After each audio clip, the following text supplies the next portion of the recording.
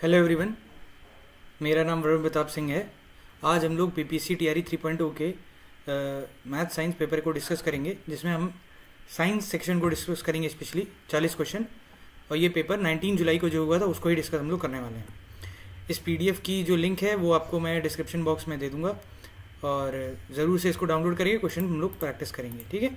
चलिए, तो ये हमारा पेपर है और ये आपको साइट पर मिल जाएगा पीपीसी की, वहीं से मैंने क्वेश्चन पेपर डाउनलोड किया है, आप इसको देख सकते हैं। तो इस सेक्शन में 40 क्वेश्चन रहेंगे साइंस के, इनको हम एक एक करके डिस्कस करेंगे। सारे क्वेश्चन का बेसिकली आंसर और किस चैप्टर से हैं, कहाँ आप ये पढ़ सकते हैं, किस बुक से, मतलब एनसीईआरटी कौन से क्लास की बुक से, और क्या कॉन्सेप्ट है, उसको हम डिस्कस करेंगे। तो पहला क्वेश्चन क्या कहता है, the force required to maintain an object at a constant velocity is. तो ऑप्शन क्या क्या है आपके, frictional force, net force, gravitational force, more than one of the above and none of the above. तो basic की exams की यही खासियत है कि इनमें 4 ऑप्शन की जगह 5 ऑप्शन होते हैं, एंड आखिरी के 2 option more than one of the above और नन ऑफ द अबव होता है, जो काफ़ी ट्रिकी हो जाता है। तो आपको इस पर ज़रूर ध्यान देना है। तो आपका जो पहला पार्ट है वो क्या कह रहा है, the force required to maintain an object as constant velocity. इसको हिंदी में भी देख लेते हैं अगर आपको दिक्कत हो ना हो तो। किसी वस्तु को स्थिर वेग पर बनाए रखने के लिए आवश्यक बल है। तो देखिए, कभी भी कोई वस्तु अगर चल रही होती है, तो अगर वो कैसी वेग पर है, स्थिर वेग पर है, यूनिफॉर्म वेलोसिटी पर है, तो उसको किसी भी प्रकार के बल की आवश्यकता नहीं है, ठीक है। तो इसका उत्तर क्या हो जाएगा, none of the above. Zero force है उसमें रिक्वायर्ड। कोई भी वस्तु अगर चल रही है तो उस पर कोई भी बल नहीं लग रहा है अंतरा पूर्णता, ठीक है। तो फ्रिक्शनल फोर्स नहीं लगेगा, अगर लगेगा तो फ्रिक्शनल फोर्स अगर किसी वस्तु पर लगेगा, घर्षण, तो वो रुक जाएगी कुछ देर में। नेट फोर्स एक अच्छा आंसर था, जो बहुत लोगों ने दिया था आंसर, बट बीपीएससी ने इसको नन ऑफ द अबव माना है। क्यों? क्योंकि उनके अनुसार आंसर क्या होगा, जीरो फोर्स, जीरो बल, या कह सकते हैं जीरो फोर्स जो है, जीरो न्यूटन फोर्स लगेगी, तभी ऑब्जेक्ट जो है, कोई भी वस्तु जो है, वो एक स्थिर वेलोसिटी से चलती रहेगी, रुकेगी नहीं। ग्रेविटेशनल फोर्स भी इसका उत्तर नहीं होगा, ठीक। चलिए, दूसरा क्वेश्चन देखते हैं। Which of the following is an unsaturated hydrocarbon. मतलब क्या क्वेश्चन का है कि निम्नलिखित में से कौन सा असंतृप्त हाइड्रोकार्बन है। तो असंतृप्त हाइड्रोकार्बन क्या होता है, एक बार देख लेते हैं। हमने पढ़ा है कि जो आपका कार्बन है वो एक बॉन्ड बना सकता है, कार्बन आपका डबल बॉन्ड भी बना सकता है, और कार्बन आपका ट्रिपल बॉन्ड भी बना सकता है, ठीक है। तो यहाँ देखते हैं हम लोग, यहाँ क्या क्या ऑप्शन है, मिथेन है, इथेन है, इथीन है, ठीक है। अच्छा, मैं आपको ये भी बता दे रहा हूँ कि आंसर की भी इनकी यहाँ रहती है, तो आप उससे भी चेक कर सकते हो। जैसे अभी हम लोग ये सेक्शन पे ध्यान दे रहे हैं, ये पहला, सॉरी, इसको ऐसे दिखा दे रहा हूँ मैं, सिर्फ इस साइड का ही देख रहे हैं क्योंकि ये सेट आई है। तो देखिए, 11वें का ई था, इसी तरह 112 का क्या है, 112 का सी है। तो इथीन जो है वो क्या है, विच of the following is an unsaturated hydrocarbon, ठीक है। तो यहाँ जो मैंने आपको बताया कि कार्बन का जब एक बॉन्ड बनता है तो उसको बोलते हैं आपका सैचुरेटेड, इसको बोला जाता है आपका सैचुरेटेड, ठीक है, संतृप्त जिसे बोलेंगे, सैचुरेटेड। और जब आपका ट्रिपल और डबल बॉन्ड बनता है उसको बोलते हैं अनसैचुरेटेड। तो जो आपका इथीन होता है, इथीन ये होता है, ये जो आपका मैंने बनाया 2 कार्बन और डबल बॉन्ड। और बाकी क्या बना था, एक बना था मिथेन, जिसमें एक कार्बन होता है, CH4 जिसे बोलते हैं आप लोग, और एक आपका ये होता है जिसको C2H6 बोला जाता है, ठीक है। ये आपका इथीन होता है, जिसमें आपके 2 कार्बन यहाँ, 2 कार्बन यहाँ पे होते हैं, जिसको आप क्या बोलते हो, C2H4। भाई कार्बन के 4 बॉन्ड हो सकते हैं, तो 2 ये हो गए, 2 इसके साथ हो गए। तो इसका उत्तर क्या हो जाएगा, इस वाले प्रश्न का उत्तर आपका हो जाएगा विच of the following is an unsaturated, तो उसका आंसर हो जाएगा इथीन, ठीक। अब हाँ, जो पहला उत्तर है, ये वाला उत्तर, ये आपको 9th की क्लास की बुक में आपको मिल जाएगा, ठीक। फिजिक्स में जो आपका चैप्टर है वहाँ मिल जाएगा। ये कहाँ मिल जाएगा, ये 10th की बुक में आपको मिल जाएगा, जो कार्बन चैप्टर है उसमें। तीसरा देखते हैं, the membrane surrounding the cell wall, cell is called. तो अब देखिए, ये क्वेश्चन काफ़ी अच्छा है कि membrane surrounding the cell is called. अब सेल वॉल भी उत्तर हो सकता है, प्लाज्मा मेम्ब्रेन लगता है उत्तर हो सकता है, और साइटोप्लाज्म। तो एक बार सेल को स्ट्रक्चर को हम लोग देखते हैं बेसिक। देखिए, जो सेल को सराउंड करे, सेल को सराउंड करे, उसको हम क्या बोल सकते हैं। अगर प्लांट सेल लिखा होता तो आंसर पूरा क्या हो जाता, सेल वॉल। लेकिन यहाँ क्या उत्तर लिखा हुआ है, प्रश्न लिखा हुआ है, यहाँ पे सिर्फ सेल लिखा है, तो इसका क्या उत्तर हो जाएगा, आपका प्लाज्मा मेम्ब्रेन हो जाएगा। तो अगर यहाँ प्लांट सेल लिखा होता तो आप लगा सकते थे। और साथ ही साथ यहाँ देखिए क्या शब्द लिखा है, मेम्ब्रेन, मेम्ब्रेन का शब्द का प्रयोग हुआ है। यहाँ भी दिखा दे रहा हूँ मैं आपको, कोशिका के चारों ओर झिल्ली और यहाँ भी देख लीजिए झिल्ली लिखा है, तो उससे थोड़ा लगाना है, क्योंकि देखिए यहाँ अभी आप प्रश्न कर रहे हैं, प्रैक्टिस कर रहे हैं, तो आसानी से आप उत्तर कर लेंगे, बट जब एग्जाम में आप करते हैं तो ये सारे कंफ्यूजिंग ऑप्शन हो जाते हैं, और कभी कभी लगता है मोर देन अब भी हो सकता है, नॉट द अब भी हो सकता है, तो बहुत सोच समझ के यहाँ करना है। यहाँ मेम्ब्रेन लिखा है तो उत्तर भी क्या होगा, प्लाज्मा मेम्ब्रेन ही होगा, और ये तो आप जानते ही हैं प्लाज्मा मेम्ब्रेन है। अगर यहीं पे प्लांट चला जाता तो उसको कौन करता है आपका, कवर कौन करता है आपका, सेल वॉल करता है, ठीक है, ये आपको ध्यान रखना है। और इसके अंदर क्या होता है, प्लाज्मा मेम्ब्रेन, लेकिन यहाँ से क्या लिखा है, वो मेम्ब्रेन जो सेल को कवर करती है, तो उत्तर आपका क्या हो जाएगा, वो उत्तर हो जाएगा आपका प्लाज्मा मेम्ब्रेन। तो बहुत ध्यान से प्रश्न को ध्यान दीजिएगा।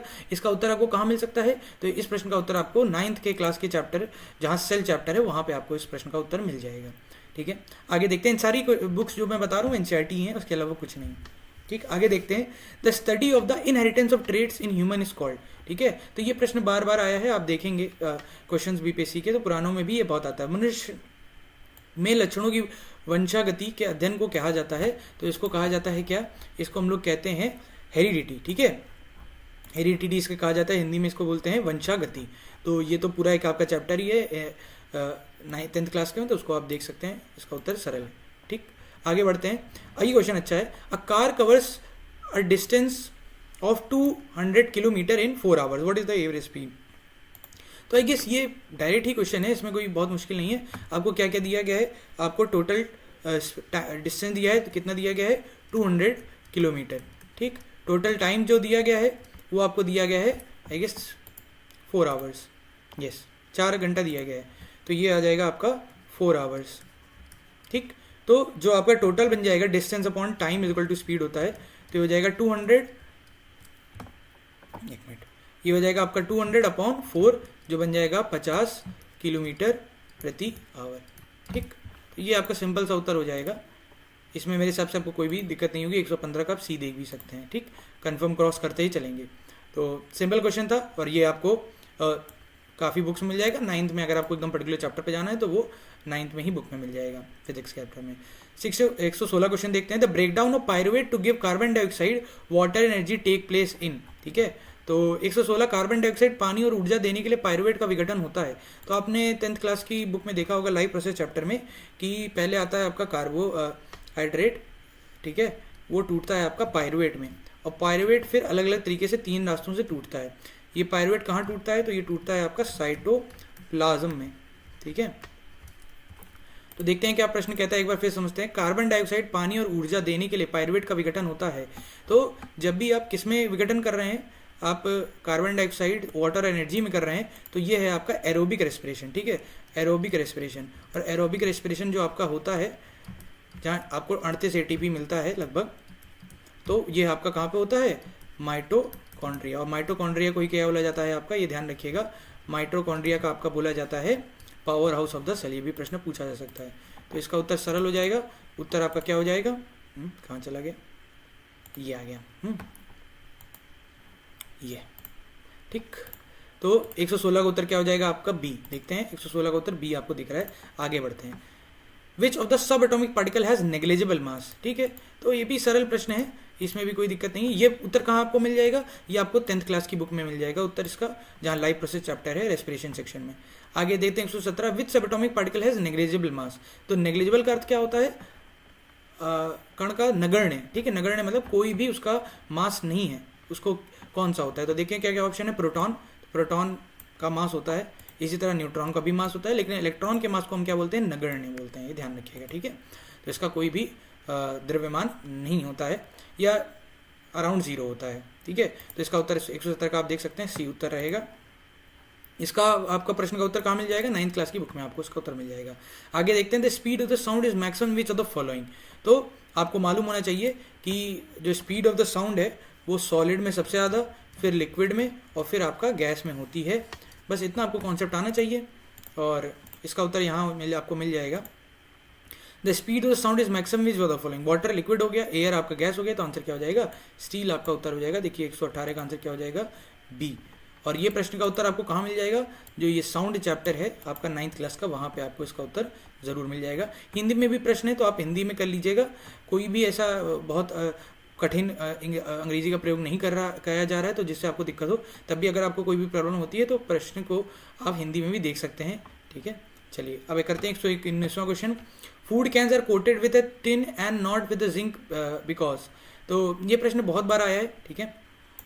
इसका उत्तर क्या है, देखिए इसका उत्तर है zinc is more reactive than tin, ठीक है। फूड कैंस को कोटेड विद टिन करते हैं, जिंक से नहीं करते हैं, क्योंकि फूड के कैन के अंदर क्या रहेगा, खाना ही रहेगा, खाद्य पदार्थ रहेगा, और खाद्य पदार्थ जो है वो जिंक से क्या कर सकता है, रिएक्ट कर सकता है। तो उससे बचने के लिए हम किससे लगाते हैं, टिन से। और ये आपको रिएक्टिविटी सीरीज जो होती है उसमें आप ये देख सकते हैं। तो इसका उत्तर क्या हो जाएगा आपका 119 का बी। तो 119 का आपको बी दिख रहा होगा। आगे बढ़ते हैं, ठीक। ये भी आपको 10th क्लास की एनसीईआरटी में दिख जाएगा मेटल नॉन मेटल चैप्टर में। आगे बढ़ते हैं। What happens to the gravitational force between two objects if the distance between them is doubled? तो ये प्रश्न फॉर्मूला बेस्ड है। फॉर्मूला एक बार हम लोग देख लेते हैं। फॉर्मूला जो कहता है, देखिए फॉर्मूला है आपका F is equal directly proportional to m1 into m2 upon r square, ठीक है। तो यहाँ क्या कहता है, यहाँ कह रहा है कि अगर ग्रेविटेशनल फोर्स के बीच को क्या होगा, ग्रेविटेशनल फोर्स को क्या होगा अगर दो ऑब्जेक्ट के डिस्टेंस को डबल कर देते हैं, ठीक है। तो अगर मान लेते हैं कि डिस्टेंस, मास तो सेम ही है, तो अगर ये जो था ये आपका आर स्क्वायर था पहले में F1 में, ठीक है, और आपने अब स्पीड क्या कर दी, अब आपने स्पीड डबल कर आपने डिस्टेंस जो है ऑब्जेक्ट का डबल कर दिया। तो यहाँ क्या हो जाएगा, यहाँ हो जाएगा ये 2r का होल स्क्वायर, और 2r का जो होल स्क्वायर होगा वो क्या बन जाएगा, अंततः वो बन जाएगा 4r स्क्वायर। अब ये जो 1r स्क्वायर था ये किसके बराबर है, ये तो आपका F1 के बराबर है। तो मतलब फाइनली क्या हम कह सकते हैं कि F2 जो है वो क्या बन गया, F1 का 1/4 बन गया, ठीक है। तो इसको क्या बोलेंगे, 1/4। तो यहाँ आंसर देखिए क्या हो जाएगा, इट बिकम्स 1/4, ठीक है। अब ये वही आपको थोड़ा पढ़ना पड़ेगा, ग्रेविटेशन चैप्टर 9th क्लास में है। फॉर्मूला आपको मैं वापस बता दे रहा हूँ, F is equal to capital G, जिसे यूनिवर्सल ग्रेविटेशन कांस्टेंट बोलते हैं, m1 m2 upon r square. ये आपका फॉर्मूला होता है, ये न्यूटन सर ने दिया था, यूनिवर्सल लॉ ऑफ ग्रेविटेशन, ठीक है। तो ये ग्रेविटेशन चैप्टर में आप देख सकते हैं 120 का अंतर क्या होगा, ए होगा, ठीक। तो कुछ सरल प्रश्न है, लेकिन मार्जिन बहुत छोटा है। 40 क्वेश्चन में आपको कम से कम जैसे मैंने 35 क्वेश्चन किए थे सही, और मैं तो तब भी जब घर आया था वापस देखने तो मुझे लगा था मैं और कर सकता था, बहुत छोटी छोटी मिस्टेक हुई थी। तो ज़रूर ध्यान से क्वेश्चन को देखें, समझें, तभी करें।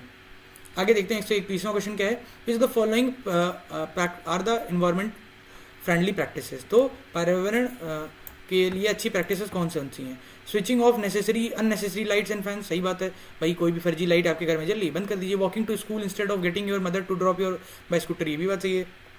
Carrying cloth bags to put purchase in while, ये भी बात सही है भाई, प्लास्टिक के अच्छे है कि आप बोलीजिए। तो इसका उत्तर साफ साफ क्या दिख रहा है, मोर देन अबव। तो 121 का आंसर क्या हो जाएगा आपका, डी आपको उत्तर दिख रहा है। तो सरल प्रश्न है, अब इसमें थोड़ा सा ध्यान लेना है। लेकिन कभी कभी क्या होता है, आपने जल्दी देखा स्विचिंग ऑफ अननेसेसरी और आपने गोला मार दिया, बढ़ गए आगे, तो ऐसा नहीं करना है, थोड़ा ध्यान देना है चीज़ों को, ठीक है। चलिए आगे बढ़ते हैं। Butanone is a 4 carbon compound.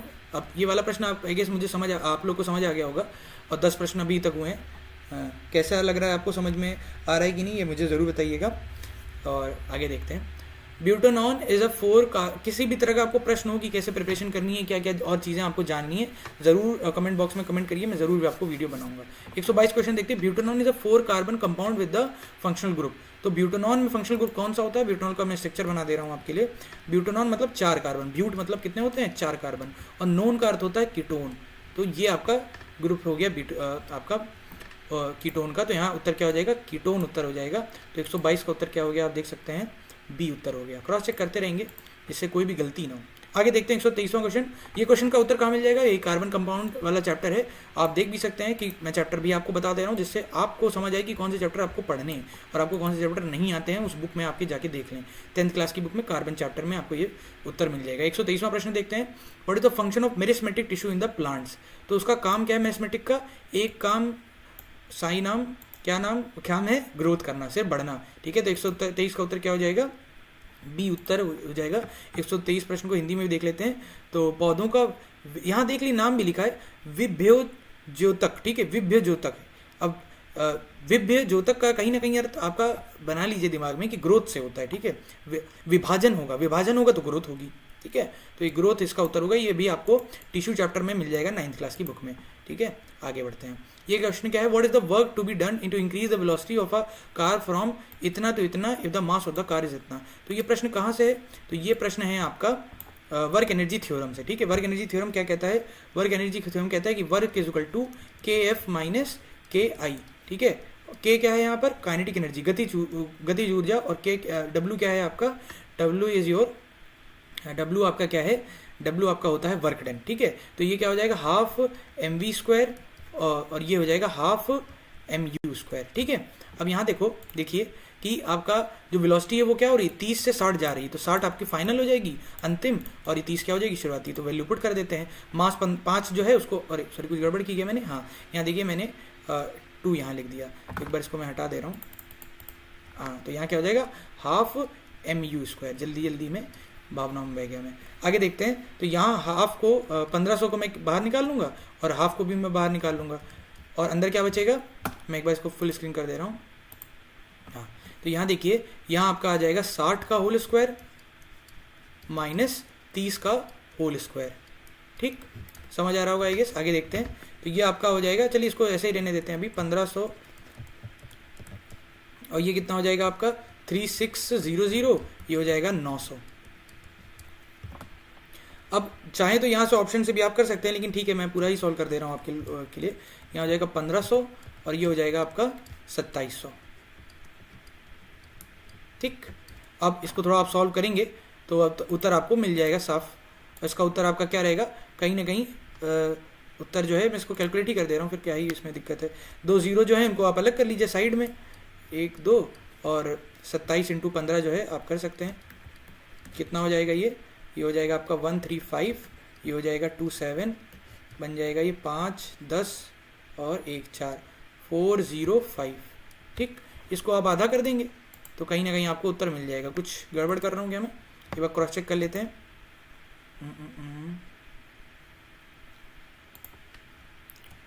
1500 3600, और ये हो गया 900, 0 0 गया 27, 27 × 15, 5 1 3 5 7 5 10 1 2 4, ठीक है। तो आई गेस सही है, कैलकुलेशन आप इतना कर लेंगे आप बेसिकली, तो आपको आंसर मिल जाएगा, ठीक है। आधे से जब भाग करेंगे तो उत्तर आपको मिल जाएगा इसमें से। यही आपका वर्क डन होता है, जूल में आंसर आ जाता है, half m v square half m u square करके, ठीक है। चलिए तो इसका उत्तर क्या है 124 का, 124 का आपको उत्तर मिल जाएगा आपको ए। तो ये भी एनसीईआरटी क्वेश्चन ही है, ठीक है। अभी मैं इसको सॉल्व कर देता हूँ पूरा भी, अभी कुछ क्वेश्चन कर लेते हैं फिर करते हैं इसको, ठीक, सॉल्व। बाकी आगे देखते हैं। लाइकेन, ये कहाँ आपको उत्तर मिल जाएगा इसका, तो ये जो आपका वर्क चैप्टर है, work and power 9th class में, वहाँ पे वर्क एनर्जी थ्योरम आपको फॉर्मूला मिल जाएगा। फॉर्मूले पे ज़रूर ध्यान दें, फॉर्मूला आपका ये है, ठीक है, फॉर्मूला आपका ये है, इतने पे ध्यान दें, इसी में वैल्यू पुट कर लेंगे, आपको आराम से आ जाएगा आंसर। हाफ ले लीजिए बाहर, आप इसको बाहर ले लीजिए, 60 को 36 वो हो जाएगा। अच्छा 1 0 और जुड़ जाएगा, सॉरी हाँ भाई मैंने सब से गलती की थी मैंने, 9, तो यहाँ आ जाएगा 9, यहाँ आ जाएगा आपका 7, यहाँ आ जाएगा 2, ठीक है। और इसी में आपको 1500 की गुणा करके वो कर देना है। चलिए आगे बढ़ते हैं। इसके बाद कौन सा प्रश्न आता है आपका, प्रश्न आता है आपका 125वां। क्या कहता है, lichens are sensitive to pollutants.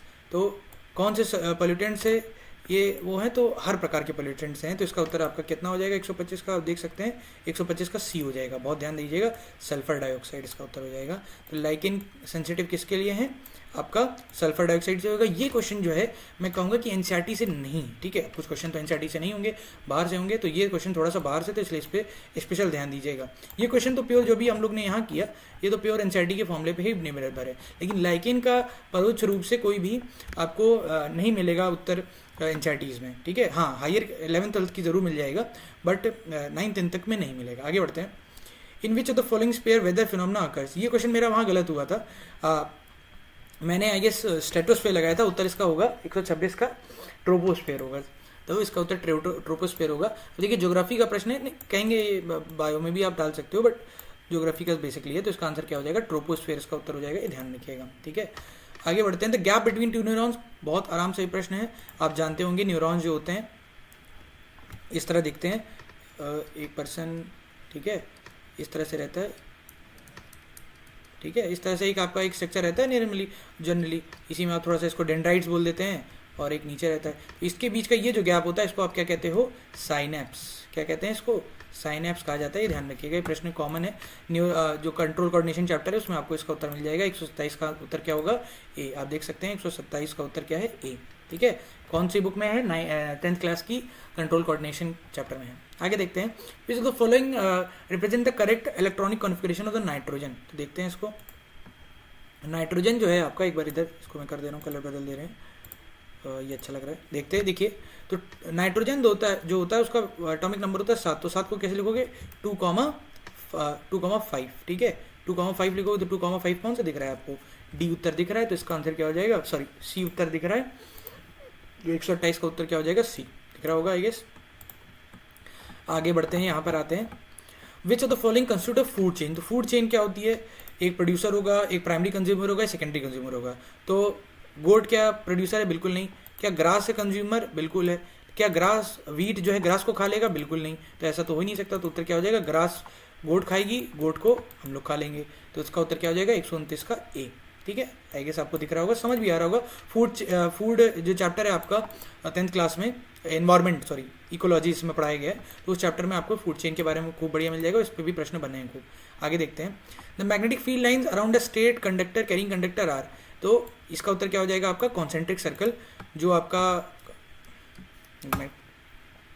आपका स्टेट वायर होता है इस तरह से, ठीक है, तो उसमें आपको इस तरह से मैग्नेटिक फील्ड लाइंस मिलती हैं छोटी छोटी। ओके, एक ही डायरेक्शन में रहेंगी, राइट हैंड थंब रूल लगता है। तो ये आप मैग्नेटिक चैप्टर में पढ़ सकते हैं। कॉन्सेंट्रिक सर्कल क्या होता है, तो कॉन्सेंट्रिक सर्कल ऐसा सर्कल होता है जिसका केंद्र बिंदु एक है और उसके ही अराउंड अलग अलग त्रिज्या के, रेडियस के सर्कल बनते हैं। ठीक है, तो इसको आप उत्तर देख सकते हो। 130 का उत्तर क्या हो जाएगा, सी। कॉन्सेंट्रिक सर्कल को देखिए क्या कहते हैं हिंदी में, ये बहुत अच्छा लगता है सुनने में, सकेंद्रित। देखिए नाम से ही पता चला एक ही केंद्रित है, सकेंद्रित वृत्त। हिंदी थोड़ा आसान होता है समझने में। आगे देखते हैं, what happens when the dilute hydrochloric acid is added to iron filings. तो देखिए क्या होता है, नो रिएक्शन तो बिल्कुल नहीं होगा। हाइड्रोजन गैस बन सकता है क्या, नहीं। क्लोरीन गैस, तो इसका उत्तर क्या हो जाएगा, देखिए क्वेश्चन देखते हैं। आयरन जब रिएक्ट करेगा आपका किसके साथ, HCl के साथ, तो मेटल जब रिएक्ट करता है एसिड के साथ तो एक सॉल्ट बनता है, तो यहाँ FeCl3 बन जाएगा। और साथ ही साथ आपका H2 गैस जरूर बनेगा। ठीक है, हाइड्रोजन गैस। और इस हाइड्रोजन गैस को जब आप जलाते हैं तो कैसा साउंड आता है, पॉप साउंड आता है, ये भी ध्यान रखिएगा। तो इसका उत्तर क्या हो जाएगा, hydrogen gas and iron produce. तो आयरन क्लोराइड इज प्रोड्यूस। तो 131 का उत्तर हो जाएगा, सी उत्तर आपको दिख रहा है। इस प्रश्न का उत्तर आपको कहाँ मिल जाएगा, तो पहला चैप्टर जो है या मेटल नॉन मेटल जो चैप्टर है वहाँ आपको इसका उत्तर मिल जाएगा 10th क्लास में। ठीक है, आगे बढ़ते हैं, प्रश्न होने ही वाले। प्रश्न सरल, देखिए किसी भी साइंस के स्टूडेंट को जो पढ़ रहा होगा उसको आप ये प्रश्न भेजेंगे तो वो क्या कहेगा, सारे उत्तर आसान है। बट जब आप ये प्रश्न करने जाते हैं तो जो नीचे ये दो खतरनाक ऑप्शन है, इसमें कन्फ्यूजन क्रिएट होता है, माने ना माने। तो कोशिश आपको यही करनी है कि जितने भी प्रीवियस ईयर हो सकते हैं करिए, जिससे आपके अंदर एक अंडरस्टैंडिंग डेवलप हो, और साथ ही साथ मॉक्स भी दीजिएगा। आपको कोई भी और दिक्कत आती है प्रिपरेशन में तो ज़रूर इस एग्ज़ाम के लिए आप मुझसे पूछ सकते हैं। ठीक है, क्योंकि ये अच्छा है, क्वेश्चन इसमें अच्छे आते हैं साइंस के रिलेटेड। आगे देखते हैं, वो 132, the kidney in human beings are part of what. तो क्या ये रेस्पिरेशन का पार्ट है, नहीं, वो तो लंग्स होते हैं। क्या न्यूट्रिशन का पार्ट है, नहीं, वो तो इंटेस्टाइन होता है। तो क्या एक्सक्रीशन का पार्ट है, जी, यही हमारा ब्लड को प्योरीफाई भी करते हैं। तो 132 का उत्तर क्या हो जाएगा आपका, ए हो जाएगा। ये लाइफ प्रोसेस चैप्टर का प्रश्न है। ठीक है, किडनी, ठीक है, नेफ्रॉन इसका बेसिक यूनिट होती है, याद रखिएगा। आगे देखते हैं, ये एनसीईआरटी क्वेश्चन है, इसको ध्यान रखिएगा। विच of the following terms does not represent electrical power in circuit. तो इलेक्ट्रिकल पावर क्या होती है, तो मैं उसको फॉर्मूला दिखा देता हूँ। P = VI होता है। ठीक है, अब आपको मालूम है कि ओम्स लॉ कहता है V = IR। बस इसी वैल्यू को घूम घुमा के आप पुट करते जाइए और आपको नए नए फॉर्मूले इसमें मिलते जाएंगे। इसको मैं थोड़ा बड़ा कर दे रहा हूँ, इधर ला के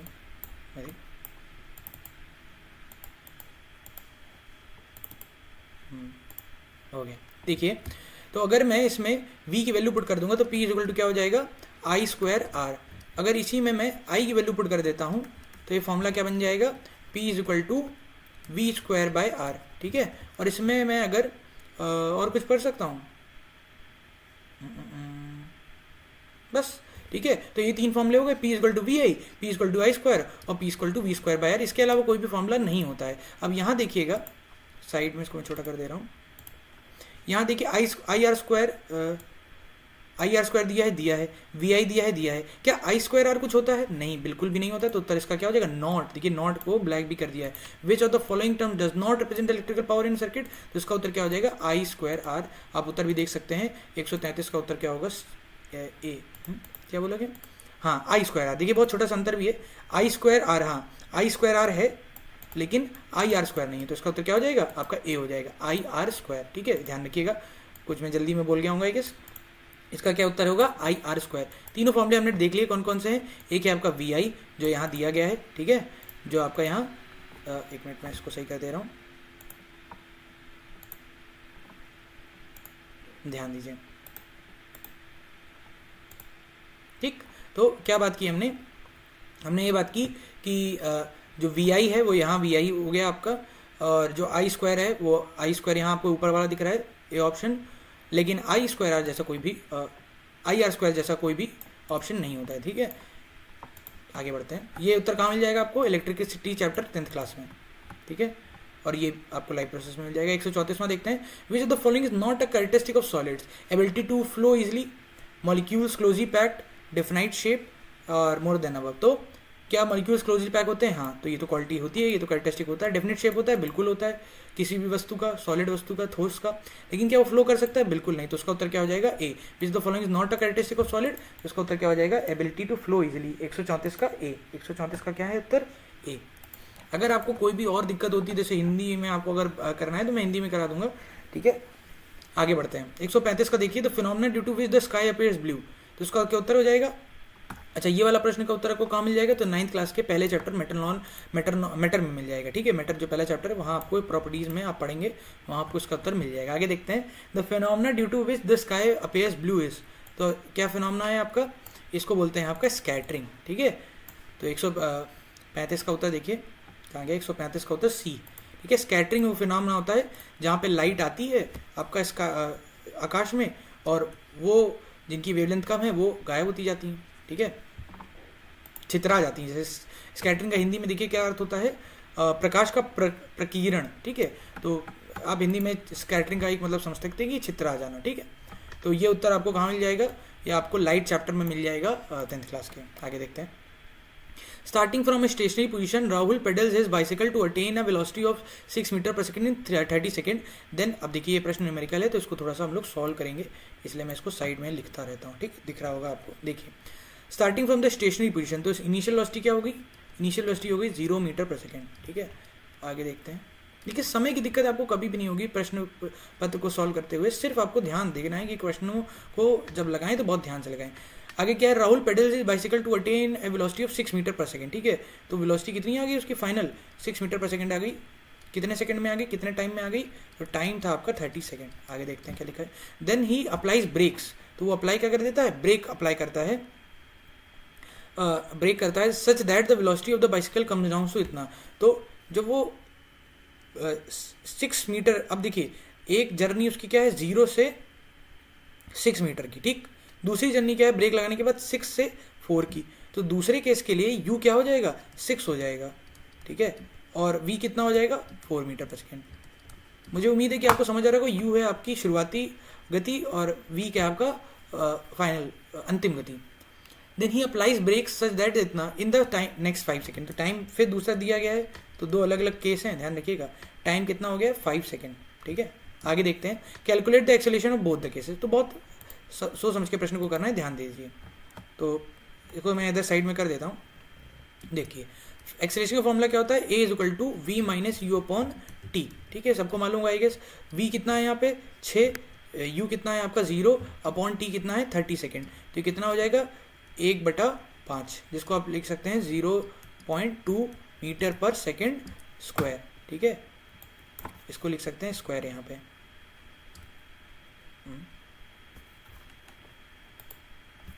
ध्यान देते हैं, यहाँ पे लिख सकते हैं स्क्वायर। ठीक, इतना क्लियर हो गया। ये फर्स्ट केस के लिए है। सेकंड केस के लिए देखिए नीचे लिख दे रहा हूँ मैं, फिर यही वापस आ जाएगा आपका यहाँ। इसको मैं दूसरी पेन से लिख दे रहा हूँ। कौन सा कलर लिया जाए? ये। ठीक, तो यहाँ क्या हो जाएगा? ये ए इज इक्वल टू, अब यहाँ देखो फाइनल क्या हो गई है? वी हो गई है, तो ये पहले लिखा जाएगा 4 - 6 अपॉन 5। तो ये क्या हो जाएगा? 2 अपॉन -2 अपॉन 5। तो कितना हो जाएगा? -4.4 मीटर पर सेकेंड स्क्वायर। कहाँ चला गया भैया, आ जाओ। हाँ, तो ये कितना हो जाएगा, इसको मैं नीचे लिख दे रहा हूँ यार, किनारे लिखने में वो हो रहा है, तो क्या हो जाएगा इसका 0.4 metre per second square. Clear, इतना आपको समझ आ गया होगा, तो बस इतना ही है। अब यहाँ देख लीजिए, यही पहला आपका उत्तर भी यही दिखा रहा है, यही तो हमने ढूंढा इतनी मेहनत से। तो यहाँ कितना हो जाएगा इसका उत्तर, कौन सा प्रश्न है, 136, तो 136 का प्रश्न हो जाएगा ए। ठीक है, तो हमने कैलकुलेट कर दिया, तो समझ के करेंगे, ध्यान से करेंगे तो आराम से उत्तर हो जाएगा। और ये प्रश्न का उत्तर आपको कहाँ से मिल सकता है, तो 9th क्लास की जो पहले फिजिक्स का चैप्टर है उसमें आपको ये प्रश्न का उत्तर फॉर्मूला मिल जाएगा। ठीक है, आगे बढ़ते हैं। Which of the following statement about permanent tissue is correct, तो they are only found in young plants, गलत बात है। They are capable of rapid cell division, ये भी गलत बात है। They lose the ability to divide, इसीलिए उन्हें क्या बोला जाता है, परमानेंट। ठीक है, तो इसलिए 137 का उत्तर क्या हो जाएगा, सी। देख सकते हैं आप लोग, 137 का उत्तर सी है। एक दिन किसी दिन मुझे टाइम मिलेगा तो मैं आपको एक एक करके भी दिखा सकता हूँ कि कौन सा प्रश्न किस वाली बुक में है, उसके लिए मुझे थोड़ा टाइम दीजिएगा। इस वीडियो पे कैसा रिस्पॉन्स आता है उसी के आगे मैं आगे काम करूँगा। ज़रूर शेयर करिए, ज़रूर लाइक करिए अगर आपको समझ आ रहा है और अच्छा लग रहा है तो। ठीक है, आगे बढ़ते हैं। क्या है इसके बाद, which of the following statement about permanent, ठीक है ठीक है, they are only found in young plants, they are capable और रैपिड, ठीक है ठीक है ठीक है, यहाँ हो गया है। ओके, हाँ, तो आगे बढ़ते हैं। ये उत्तर आपको कहाँ मिल जाएगा, टिश्यू चैप्टर में परमानेंट सेल के अंदर आपको लिखा मिल जाएगा। आगे बढ़ते हैं। Which of the following is a characteristic property of acid, तो एसिड की पीएच क्या होती है, क्या ग्रेटर देन 7 होती है, बिल्कुल नहीं। क्या वो ब्लू लिटमस को रेड बना देता है, देखते हैं शायद, क्या वो रेड लिटमस को ब्लू बना देता है, तो ये तो बिल्कुल नहीं है। अब लिटमस का बाकी रहा, तो लिटमस में उत्तर क्या होता है कि वो ब्लू लिटमस को रेड लिटमस में बदल देते हैं, इसीलिए उन्हें एसिड कहा जाता है। तो 138 का उत्तर क्या हो जाएगा, बी हो जाएगा। ठीक है, और ये किस चैप्टर में आपको मिल जाएगा, acid based chapter 10th class में मिल जाएगा। ठीक है, आगे देखते हैं। According to Newton second law of motion, the acceleration of an object is directly proportional to, तो सेकंड लॉ ऑफ मोशन क्या कहता है, सेकंड लॉ ऑफ आपका मोशन कहता है कि जो आपका क्या बात हो रही है, मोमेंटम की बात हो रही है। द एक्सेलरेशन, जो एक्सेलरेशन है वो किन पे निर्भर करता है, तो देखिए फॉर्मूला क्या होता है फोर्स का फॉर्मूला होता है मास इनटू एक्सेलरेशन, और सेकंड लॉ से ही आपका ये फॉर्मूला जन्म भी आता है। तो ए क्या है, ए जो है वो आपका क्या बन जाएगा, इसके अनुसार वो बन जाएगा F is equal to m a, this is F is equal to a is equal to F by m. मतलब क्या है, ए डायरेक्टली प्रोपोर्शनल है एफ के और इन्वर्सली प्रोपोर्शनल है किसके, एम के। ये बात क्लियर हो रही है, तो छोटा मैं कर दे रहा हूँ इसको, इधर देखिए ध्यान से।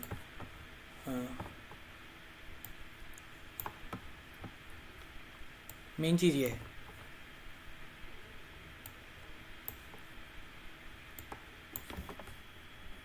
ध्यान दें इधर। तो देखो क्या लिखा है, force acting on the object, तो क्या acceleration directly proportional to force है ऑब्जेक्ट पे, जी हाँ यहाँ फोर्स है, और इनवर्स ऑफ द मास, तो इनवर्स ऑफ द मास की भी डायरेक्टली प्रोपोर्शनल है।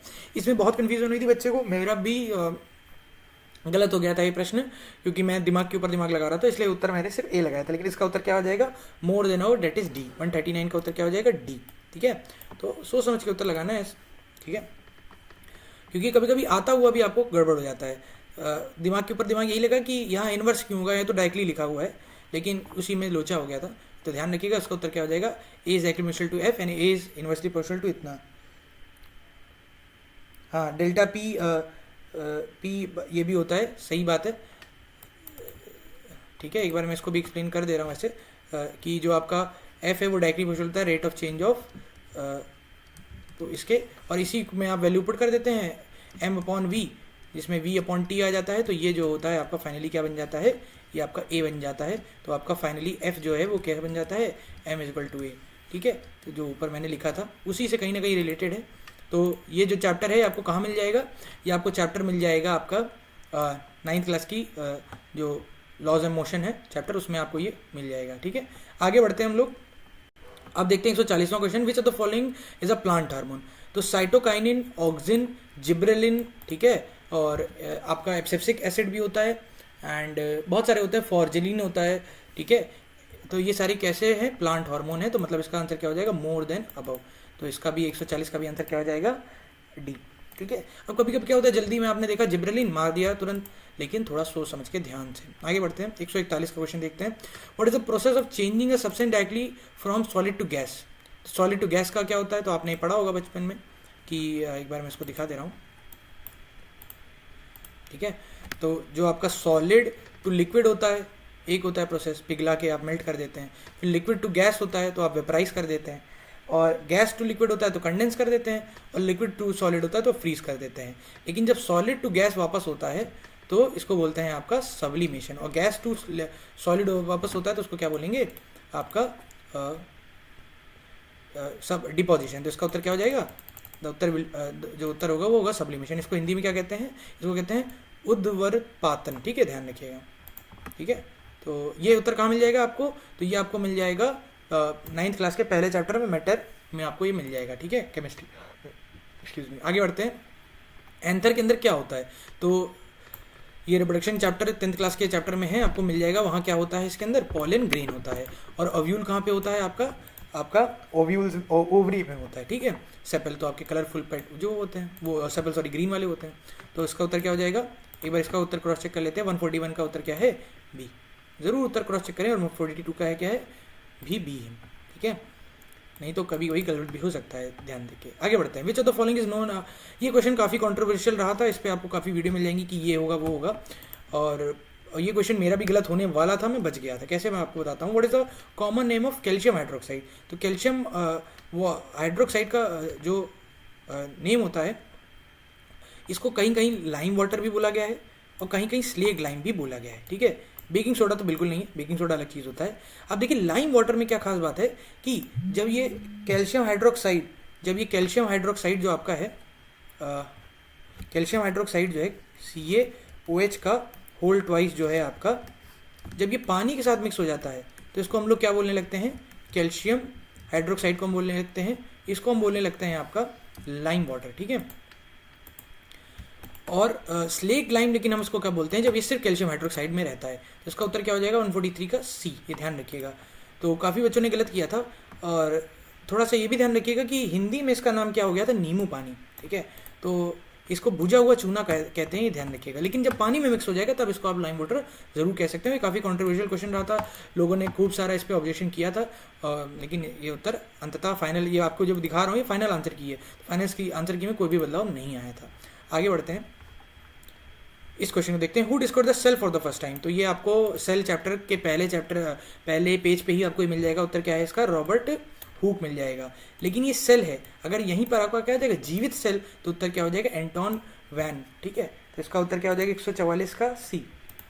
अच्छा, खास बात क्या है, ये सारे प्रश्न कहीं ना कहीं आपको आते हैं, ऐसा नहीं कि ये सारे प्रश्न बहुत कठिन है, बट द थिंग इज कि एक्यूरेसी बहुत मैटर करती है। जब आप एक अच्छे कंपटीशन के लेवल पे जा रहे हैं जिसमें सारे एक्सपर्ट ही हैं उस सब्जेक्ट के, तो कहीं ना कहीं एक एक क्वेश्चन मैटर करता है, ठीक है।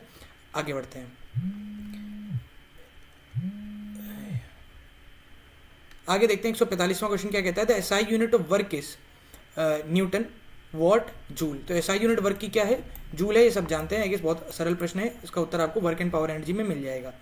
आगे देखते हैं, with the following is not a physical change. तो burning of coal physical change नहीं है, dissolving of salt in water physical change है, मेल्टिंग ऑफ राइस भी आपका फिजिकल चेंज है। तो burning of coal physical change नहीं, क्योंकि यहाँ तो पदार्थ पूरी तरह से बदल जा रहा है, उसका रूपांतरण हो जाए। तो 146 का उत्तर क्या हो जाएगा, ए, ठीक है। और एसआई यूनिट का तो आपको जूल क्लियर ही हो गया, ये आपको मैंने बताई दिया। आगे देखते हैं, बस जल्दी खत्म करते हैं। Which of the following is not a vector borne disease. Vector borne disease को देखिए हिंदी में क्या लिखा गया है, निम्नलिखित में कौन सा वेक्टर जनित रोग नहीं है, ठीक है, जो एक जगह से दूसरी जगह फैल सकता है।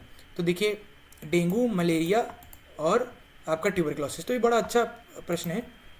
143 का उत्तर क्या है, बी। तो डेंगू जो है वो जो है आपका 147 का उत्तर। देखिए प्रश्न हिंदी में क्या है, कौन सा वेक्टर जनित, वेक्टर क्या है कि कोई उसको लेके जाए। वेक्टर कौन है, डेंगू का मच्छर, मलेरिया का भी कौन है, मच्छर, लेकिन ट्यूबरक्लोसिस का कोई वेक्टर नहीं है, ठीक है। तो उसका उत्तर क्या हो जाएगा आपका, बी उत्तर हो जाएगा, टीबी जिसे कहते हैं, ट्यूबरक्लोसिस, ठीक है। और ये प्रश्न का उत्तर आपको डिसीज चैप्टर 9th क्लास की बुक में मिल जाएगा। आगे बढ़ते हैं, इस प्रश्न का उत्तर तो आपको छठी और 7वीं बुक में ही मिल जाएगा, जहाँ केमिकल और फिजिकल चेंज के बारे में बात होती है। 148वां क्वेश्चन देखते हैं, what happens when the light enters a glass slab from air. तो जब वो अच्छा प्रश्न है, what happens when light enters a glass slab from air. तो एयर से कहाँ जा रहा है, ग्लास स्लैब में जा रहा है, ठीक है। इसको ज़्यादा एक्सप्लेन करने वाला है नहीं, तभी मैं दिखा दे रहा हूँ डायग्राम में। कि अगर ये आपका ग्लास स्लैब है और वहाँ से यहाँ से आपकी कोई एयर आ रही है, तो वो सीधे ना जाके क्या जाएगी, नॉर्मल की तरफ मुड़ जाएगी। तो इसका उत्तर क्या हो जाएगा, आप देख सकते हैं, इसका उत्तर जाएगा, it bends bends towards the normal, clear, it bends towards the normal, इसका उत्तर हो जाएगा, ठीक है। 139वें का उत्तर क्या हो जाएगा, देख सकते हैं सी, ठीक है। आगे बढ़ते हैं, क्योंकि वो क्या जा रहा है, रेयर टू डेंसर जा रहा है, कम घने से ज़्यादा घने में जा रहा है। विच of the following method is suitable for preventing an iron, ये क्वेश्चन एनसीईआरटी का है, ठीक है, ये क्वेश्चन आपका जो है एनसीईआरटी बुक का ही है। विच of the following method is suitable for preventing an iron frying pan for rusting, तो क्या सही सबसे रहेगा, क्या उसमें अप्लाई जिंक की कर दोगे, बिल्कुल नहीं। क्या उसमें भाई आप जो फ्राइंग पैन है उस पर खाना पकाओगे ना, और फ्राइंग पैन में क्या आप जिंक लगा दोगे, और आपने अभी पढ़ा था क्या, जिंक खतरनाक मेटल होता है, रिएक्टिव मेटल होता है। ग्रीस भी आप नहीं लगा सकते, आप पराठा तल रहे हो, पराठे पे ग्रीस लग गया तो आप उससे रेस्टिंग से तो प्रोटेक्ट कर लोगे, लेकिन जो उसका पर्पस है पैन का वो थोड़ी फुलफिल हो पाएगा। तो इसलिए इसका उत्तर क्या हो जाएगा, अप्लाइंग पेंट, तो उत्तर क्या हो जाएगा इसका 149 का ए, एंड इट इज 149 का नॉट क्या बोला गया है, the following method is suitable for preventing 149, हाँ 149 का बी उत्तर है, ठीक है। 149 का उत्तर क्या है आपका B, applying coating on zinc. एक मिनट इसको मैं कॉपी करके आपको मैं दिखाता हूँ, ये आपको एनसीईआरटी क्वेश्चन ही है।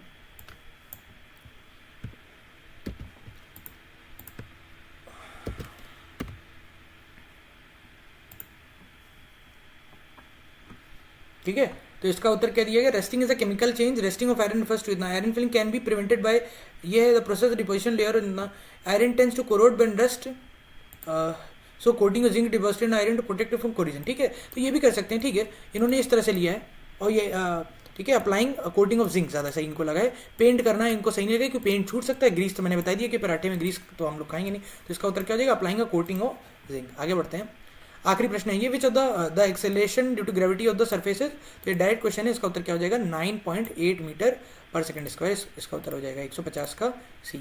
तो आई गेस अभी तक आपको सेशन समझ आया होगा। इसी तरह मैं एक बार मैथ्स की भी लाऊंगा 40 क्वेश्चन की, अगर इस पर अच्छा रिस्पॉन्स आता है इसको शेयर जरूर करिएगा अपने दोस्तों के साथ। कैसा लगा, क्या आपको फर्दर क्वेरीज हैं ज़रूर बताइए, और कैसी आपकी चल रही है तैयारी ज़रूर बताइएगा। PPCTRE 3.4 होगी, ठीक।